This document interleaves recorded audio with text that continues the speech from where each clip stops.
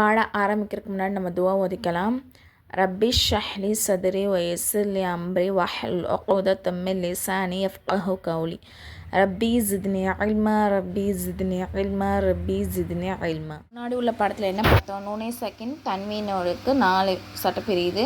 இல்ஹார், யஹ்ஃபா, யக்லாப், இதா. அதில் ஃபஸ்ட்டு சட்டம் இல்ஹார். அதை பற்றி நம்ம இப்போ டீட்டெயிலாக பார்க்க போகிறோம். நுனை சக்கின் தன்வீன் இல்ஹார். நுனை சாக்கின் அல்லது தன்வீனுக்கு பின் இல்ஹாருடைய எழுத்து, அதாவது 6 எழுத்துக்கள். என்னென்ன எழுத்து? ஹம்சா, ஹ, ஐன், ஹ, கைன், ஹ. இந்த 6ல் ஏதாவது ஒரு எழுத்து நுனை சாக்கினுக்கு அப்புறமோ அல்லது தன்வீனுக்கு அப்புறமா வந்துச்சு அப்படின்னு சொன்னால் அதை என்ன பண்ணணும்? குன்னா இல்லாமல் வெளிப்படுத்தி ஓதணும் அப்படின்னு சொல்கிறாங்க. சரிங்களா? இப்போ நான் உதாரணத்தை நான் குர்ஆனில் காட்டுறேன். உங்களுக்கு இன்னும் ஈஸியாக உங்களுக்கு புரியும். சரிங்களா? இப்போ சூரத்துல் குரைஷ், ஓகேங்களா? அதில் லாஸ்ட் வந்துடுங்க. மின் ஹவுஃப் அப்படின்னு இருக்குது. இது என்னது? நூனுக்கு மேலே சுக்குன் இருக்குது. அப்போ இது என்ன சட்டம்? நூனை சாக்கின். ஓகேங்களா? ரைட்டு தானே? இப்போ நூனை சாக்கினுக்கு அப்புறம் என்ன வந்திருக்கு? ஹா வந்திருக்கு. அந்த ஹா எதோட எழுத்து? இல்ஹாரோட எழுத்தா?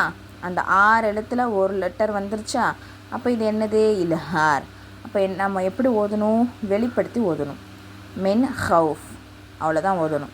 நம்ம அந்த இடத்துல போய் குன்னா செஞ்சுக்கிட்டு ஓதக்கூடாது. எப்படி? மெங் ஹவுஃப் அப்படிலாம் என்ன பண்ணக்கூடாது? குன்னா செய்யவே கூடாது. அதாவது மூக்கில் மறைச்சி நம்ம ஓதக்கூடாது. மெங் ஹவுஃப் அப்படி என்ன பண்ணக்கூடாது? ஓதிடக்கூடாது. எப்படி ஓதணும்?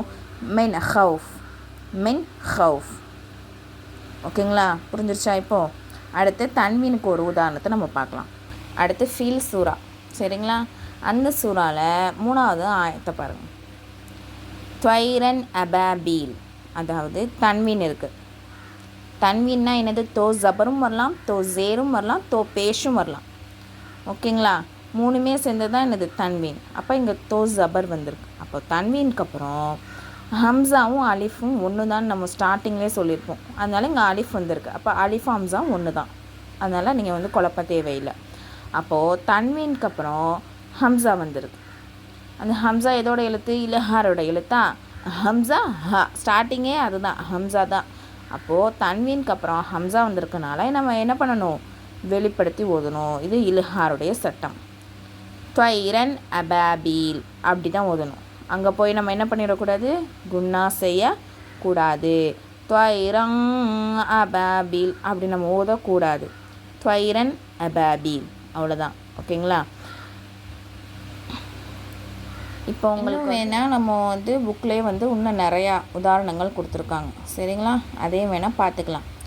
ஜுரூஃபின் ஹாரின், ஜுரூஃபின் ஹாரின்.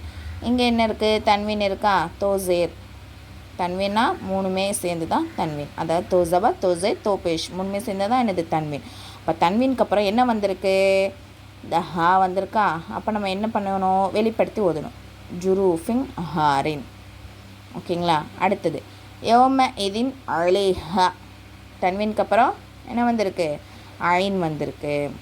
யோம இதின் அலேஹா அப்படி ஓதிடக்கூடாது. யோம இதின் அலேஹா.